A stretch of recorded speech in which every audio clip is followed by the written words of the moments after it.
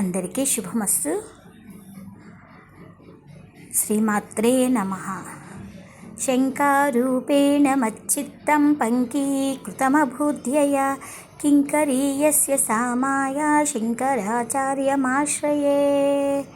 జగద్గురువు శ్రీ ఆదిశంకరాచార్యుల వారు ఆశీస్సులు తీసుకుంటూ భారతీ కరుణాపాత్రం భారతీ పదభూషణం భారతీ తీర్థమాశ్రయే విద్యా వినయ సంపన్నం వీతరాగం వివేకినం వందే వేదాంత తత్వజ్ఞం విధుశేఖర భారతి అంటూ ఇప్పుడు ఉన్న జగద్గురువుల ఆశీస్సులు తీసుకుంటూ మనం మన సౌందర్యలహరి కుటుంబం ఈరోజు దసరా నవరాత్రులలో ఒక చక్కటి 100 సంవత్సరాల నాటి గుడిలో మనం పారాయణం చేశాము.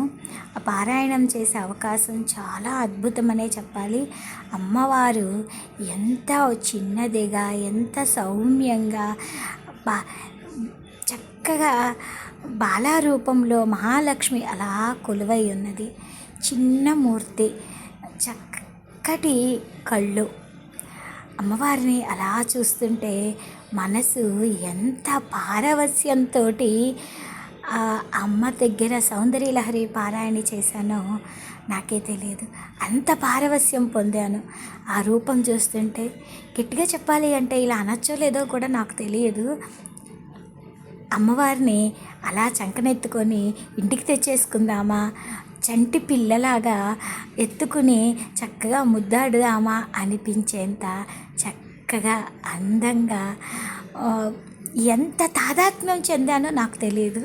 అంత తాదాత్మ్యం చెందుతూ ఈరోజు సౌందర్యలహరిని అద్భుతంగా పారాయణ చేశాను. పారాయణ చేసిన తర్వాత అసలు ఈ దేవాలయం ఎలా కట్టారు, అమ్మవారు ఎలా వచ్చింది అనే విషయాన్ని చక్కగా శ్రీమతి భవిరిశెట్టి శ్రీదేవి గారి మాటలలో కూడా మనం విందాము. అమ్మవారు ఎలా వెళ్తారు, ఎన్ని సంవత్సరాలు అవుతుంది, ఆ వృక్షానికి ఉన్న గొప్పతనం ఏమిటి అనేది చాలా చక్కగా వివరించారు. ఇవన్నీ తెలుసుకుందాం పదండి.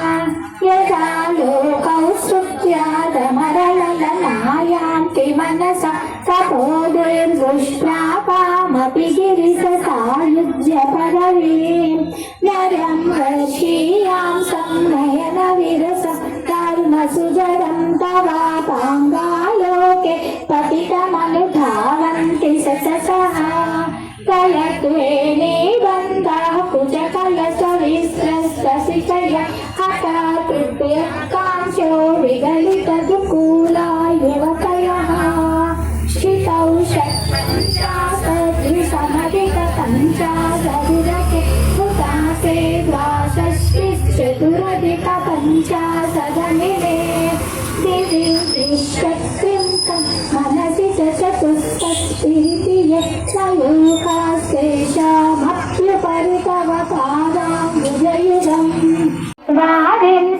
వసుదళ కళాశ్రివలయ త్రిరేఖా విస్సాతం తవ శరణ కోణాపరిణతాః త్వదీయం సౌందర్యం తుహినగిరి కన్యే తులయితుం కరీంద్రాః కల్పంతే కథమపి విరిజ్యే ప్రభృతయః యదా లోకౌ స్తుత్యాదమరలలనాయాంతి మనసా తపోదుర్దుష్ప్రాపామపి గిరిసాయు. గుంటూరు వారి ఫస్ట్ లైన్లో ఉన్న పెద్దమాళేశ్వర చెట్టు 100 ఏళ్ల నాటి క్రితం ఆ గుడి కానీ వారికి వెలిసిన అమ్మవారు అందులో ఒక ఆవిడకి నేను వెలుస్తున్నాను. గుడి కట్టించిన ఆవిడకి అంత స్తోమత లేక చిన్న గూడులాగా కట్టించి పెట్టారు. 40 ఏళ్ల పాటు అలానే ఉంది. 60 ఏళ్ల క్రితం మా మామగారు ఇల్లు కట్టుకోవడానికి వచ్చినప్పుడు ఇంత ఇల్లు మీరు కట్టుకుంటున్నారు, అమ్మవారి గుడి కట్టించమని ఆవిడ కోరారని మామయ్య గారు కూడా కొంత స్థలం వదిలిపెట్టి ఆవిడకి గుడి కట్టించారు. 60 ఏళ్ళ నుంచి ఇద్దరు పూజ చేసుకుంటారు. వారు మా మామగారు ఇద్దరు చేస్తారు అమ్మవారికి. అంటే విగ్రహం దొరికిన వాళ్ళకి. ఇద్దరు కలిసి పూజ చేస్తారు. ఇక్కడ అమ్మవారు ఏంటంటే పెళ్లి కాని వాళ్ళకి, పిల్లలు పుట్టిన వాళ్ళకి, ఉద్యోగాలు రాని వాళ్ళకి కూడా ఇక్కడ తడిపట్లతో తెల్లారుజామున ప్రదర్శనలు చేసిన వాళ్ళందరికీ వాళ్ళ కోరికలు నెరవేరింది. ఇప్పటికీ వాళ్ళు పూజలకి దసరా కానీ అలా వాళ్ళు పూజ ప్రసాదాలు కోసం కళలు పెట్టి పంపిస్తారు. అమెరికాలో ఉన్న మలేషియాలో ఉన్న ఎక్కడున్నా కూడా వాళ్ళు పంపిస్తారు. వాళ్ళ పేరెంట్స్ చేతనట్టు అందిస్తారు. ఇప్పుడు ఇన్ని సంవత్సరాలకి దీన్ని మళ్ళీ రినోవేషన్ చేయడం అయిపోయింది మా పిల్లలు. ఇప్పుడు మీ ఆధ్వర్యం, పిల్లల ఆధ్వర్యంకి వచ్చింది. అంటే మా పెళ్ళయి 45 ఏళ్ళు. మా పెళ్ళైన ఒక 3 ఏళ్ల దగ్గర నుంచి మొత్తం మా హస్బెండ్లోనే ఉంది గుడి. వాళ్ళు ఇక్కడ ఇల్లు ఖాళీ చేసి వెళ్ళిపోయారు.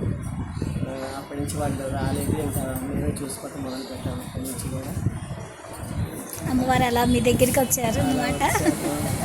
ఇలా ఉన్నామంటే ఆవిడ అనుగ్రహం వల్లే. ఎన్నో ప్రాబ్లమ్స్ ఫేస్ చేస్తూ కూడా నిలబడి ఉండగలిగామంటే ఆవిడ వల్ల అనుగ్రహం వల్లే అనుకుంటాను. అమ్మవారు చాలా కళగా ఉన్నారండి. ఎంత బుజ్జి బంగారు తల్లిలా ఉంది. చంకలో పెట్టుకొని ఎత్తుకొని వెళ్ళిపోదాం అనిపించింది నాకు. సభ్యులు కానీ వాళ్ళని పిలిపించిన చిరంజీవి గారి శిష్యులు వాళ్ళు కూడా వచ్చారు.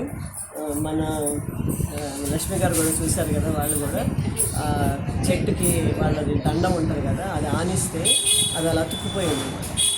మళ్ళీ అమ్మవారి పాదాల దగ్గర ఇలా పెడితే ఇలా నుంచి కర్ర రాత్రిపూట 9:30-10 వాళ్ళ ఇంటి దగ్గర నుంచి వచ్చి మా ఇంటికి వచ్చారు మా వారి కోసం చూపించడానికి.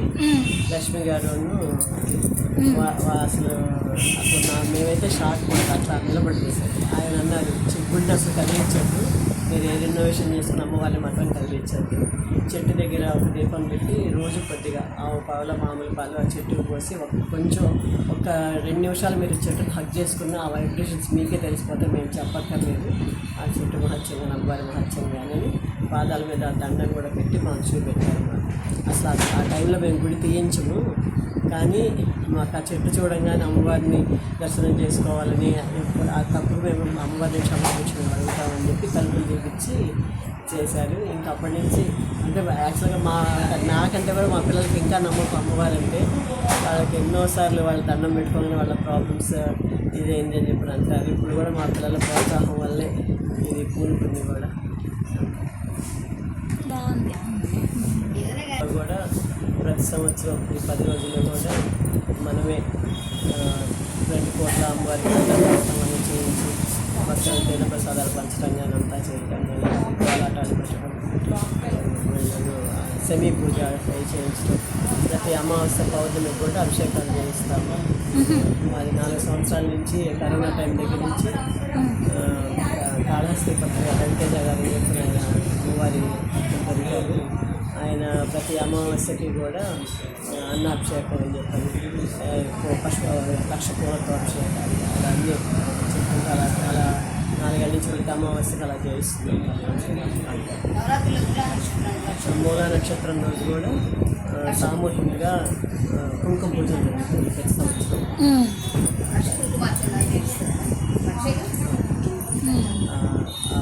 ఒక్కొక్కళ్ళు 3 సార్లు 5 సార్లు 6 రోజులు పొద్దుట 9:30 దగ్గర నుంచి కూర్చొని 1 గంట 2 దాకా కూడా చదువుతారు అన్నారు. విడిగా 9 రోజుల్లో కూర్చొని చేసుకున్నా కూడా సామూహికంగా చేసుకునేది ఇంకా ఉంటుంది కదా. ఆఖరి రోజున పండుగ రోజు వెళ్ళాలి అన్నదానం చేస్తాము. దానికి ఏం పేరండి మావయ్య గారి పేరు? బవిరిశెట్టి కృష్ణమూర్తి గారు. బవిరిశెట్టి కృష్ణమూర్తి వారి వంశస్థులు మొత్తం చేస్తారు. వారి శ్రీనివాసరావు గారు.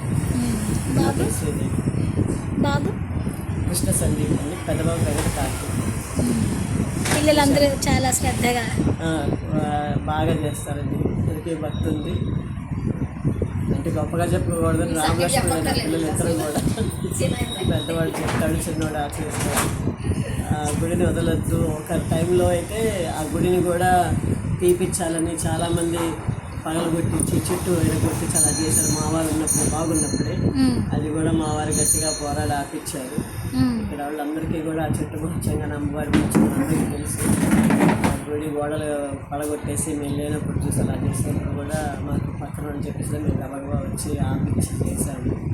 అప్పుడు కూడా దాన్ని ఎలాగన్నా ఇంకా ముందుకు సాగించాలనుకుంటే గొడవలు ఎందుకంటే మామయ్య గారు ఊరుకోలేదు. ఇంకా మా పిల్లలు మాత్రం ఊరుకొని చేశారు.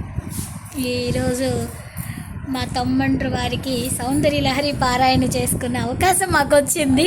అది మా అదృష్టంగా నేను భావిస్తున్నాను. అసలు 4 సంవత్సరాల నుంచి మిమ్మల్ని అడుగుతుంటే మీకు ఈ రోజు రావటం కూడా, అది కాక గుడి మళ్ళీ కొత్తగా ఇన్నోవేషన్ చేశాక ఫస్ట్ రోజు మీరు రావటం కూడా మాకు చాలా బాగుంది. అసలు ఇందాక శారద గారి మాటలలో మనకి చెట్టు గురించి చెప్పారు కదా, అదే ఈ చెట్టు వేప చెట్టు 100 సంవత్సరాల నాటిది. దాని వేళ్ళు చాలా లోపలికి వెళ్ళిపోయారని, ఆ వేళ్ళు చాలా లోపలికి వెళ్ళిపోయానని వాళ్ళ బాబు చెప్పారు. చాలా దూరం వెళ్ళిపోయానండి వేళ్ళు, చాలా పెద్ద చెట్టు అని. నిజంగా చక్కటి వైబ్రేషను, మంచి మనసుకి ఆహ్లాదం కలిగిన ప్రదేశంలో పారాయణ చేసి వచ్చానన్న తృప్తి నాకైతే బాగా ఉంది. నిజంగా ఆ చెట్టుని వారు చెప్పినట్టు హక్ చేసుకున్నాను. ఎంత ప్రశాంతంగా ఉందో, చాలా బాగుంది. అందుకనే అంటారు వేప చెట్టులో శ్రీ మహాలక్ష్మి కొలువై ఉంది అని. ఆ కొలువైన ఆ చెట్టు కింద మహాలక్ష్మి అమ్మవారు వెళ్ళటం చాలా గొప్పదైన మంచి విషయంగా భావిస్తున్నాను.